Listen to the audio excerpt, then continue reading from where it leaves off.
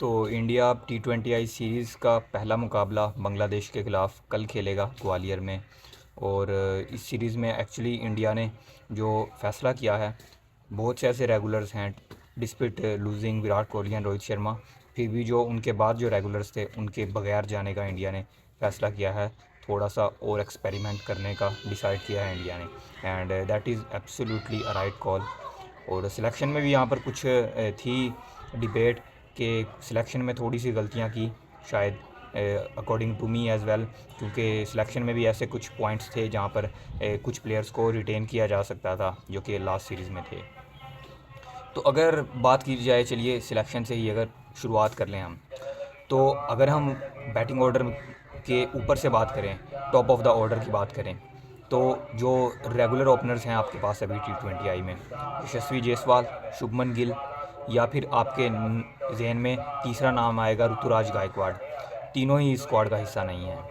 चलिए, जायसवाल और शुभमन गिल का ना होना तो समझ में आता है कहीं ना कहीं, क्योंकि जस्ट अभी लास्ट ही उन्होंने सीरीज़ खेली है, टेस्ट सीरीज़ अगेंस्ट बांग्लादेश, तो उनको रेस्ट देकर यंगस्टर्स को मौका देना is not a bad thing. But I think Ruturaj Gaikwad का इस टीम में होना बहुत आई थिंक ज़रूरी था, क्योंकि यही वो टाइम था जहाँ पर एक्सपेरिमेंट भी आप कर सकते हो और विराट कोहली का वो अल्टरनेट ढूंढना।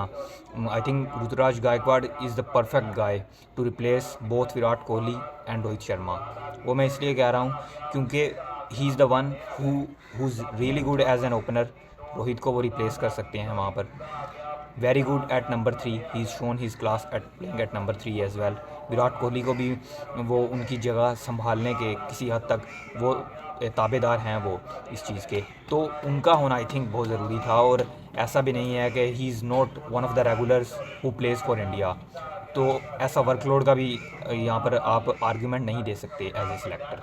तो ऋतुराज गायकवाड़ का आई थिंक जो एक ड्रॉप उनको किया, वो सिलेक्शन में मेरा थोड़ा सा आर्गूमेंट रहेगा।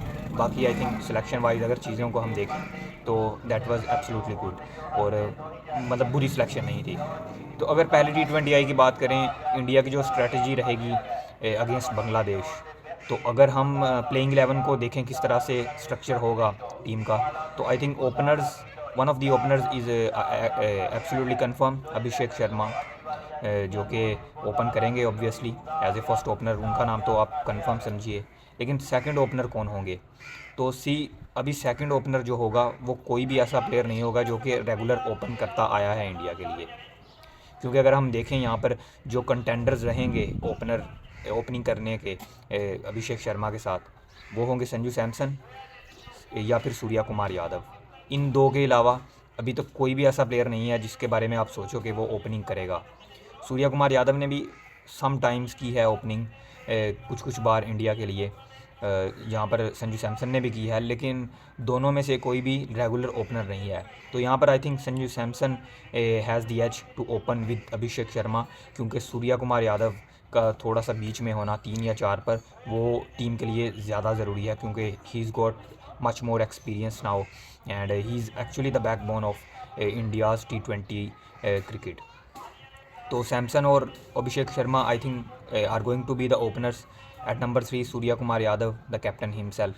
एंड नंबर 4 पर फिर यहाँ पर थोड़ी सी डिबेट रहेगी कि क्या वहाँ पर शिवम दुबे होंगे, या फिर वहाँ पर रियान पराग होंगे, या फिर नीतीश रेड्डी को मौका दिया जाएगा नंबर 4 पर, क्योंकि वो भी टाइम लेकर खेलना पसंद करते हैं, या फिर जीतेश शर्मा होंगे यहाँ पर अनदर विकेट कीपर बैटर। तो यहाँ पर I think Riyan Parag has the edge और उनको खेलना भी चाहिए। तो पराग एट नंबर 4। नंबर 5 पर अब straight away I am going to name Hardik Pandya. तो नंबर 5 पर पांड्या, तो ये आपके हो गए 5। 6 पर भी आप कंफर्म समझिए प्लेस जो है वो रिंकू सिंह आएंगे नंबर 6 पर, ऑलमोस्ट कंफर्म। तो देन नंबर 7 पर बॉलिंग ऑलराउंडर का होना ज़रूरी है, यहाँ पर एक स्पिन बॉलिंग ऑलराउंडर का होना। तो वहाँ पर I think Washington Sundar should be the man. Then क्योंकि वहाँ पर अक्षर पटेल भी नहीं है और भी कोई बॉलिंग ऑप्शन नहीं है, स्पिन बॉलिंग ऑलराउंडर ऑप्शन। तो Washington Sundar at 7। Then at number 8 Ravi Bishnoi, another leg spinner. At 9 I am going to name Varun Chakravarthy. तो ये आपके 3 स्पिनर्स हो गए और एक हार्दिक सीम बॉलिंग ऑलराउंडर। तो बाकी जो 10 और 11 जो नंबर बचा है, तो वहाँ पर आप स्ट्रेट अवे दो नाम ले सकते हो फास्ट बॉलर्स के, जिनमें से एक अर्शदीप सिंह और बाकी दूसरा नाम I will name Mayank Yadav, और तीसरा जो फास्ट बॉलर हैं वो हैं हर्षित राणा। तो इस तरह से ये स्क्वाड है इंडिया का। तो इस तरह से ये 11 हो सकती है। अगर मैं दोबारा से मैं अपनी 11 बनाऊं तो वो होगी Abhishek Sharma, Sanju Samson, the two openers. At number 3 Surya Kumar Yadav, 4 पर रियान पराग, 5 पर हार्दिक पांड्या, 6 पर रिंकू सिंह, 7 पर सुंदर, 8 पर रवि बिश्नोई, 9 पर वरुण चक्रवर्ती, 10 पर अर्शदीप सिंह और 11 पर मयंक यादव।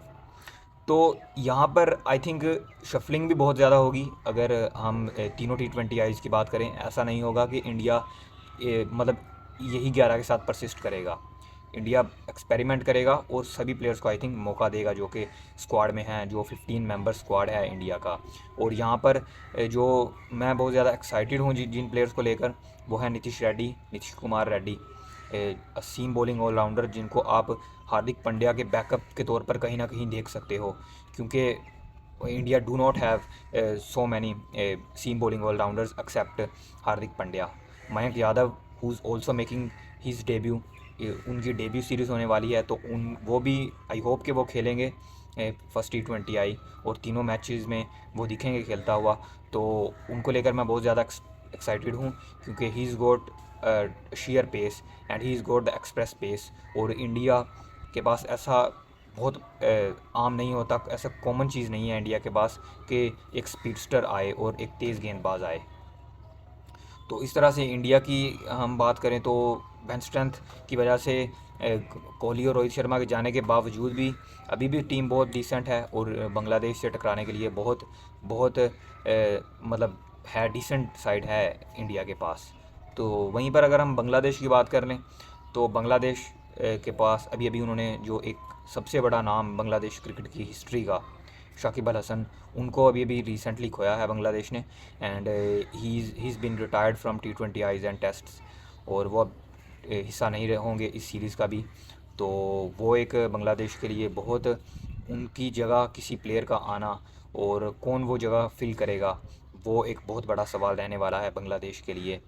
तो Bangladesh has also got a very decent squad, T20 squad.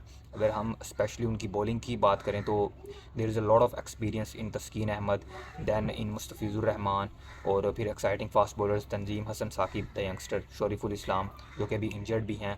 तो दैन उनके बाद अगर हम स्पिन बॉलिंग जो नए बॉलर आए हैं, इरशाद हुसैन, स्पिन बॉलिंग ऑलराउंडर, तो वो भी काफ़ी एक्साइटेड उनको भी लेकर हूँ मैं कि वो किस तरह से इंडिया में परफॉर्म करेंगे इन स्पिन कंडीशंस, इन स्पिन बॉलिंग कंडीशंस।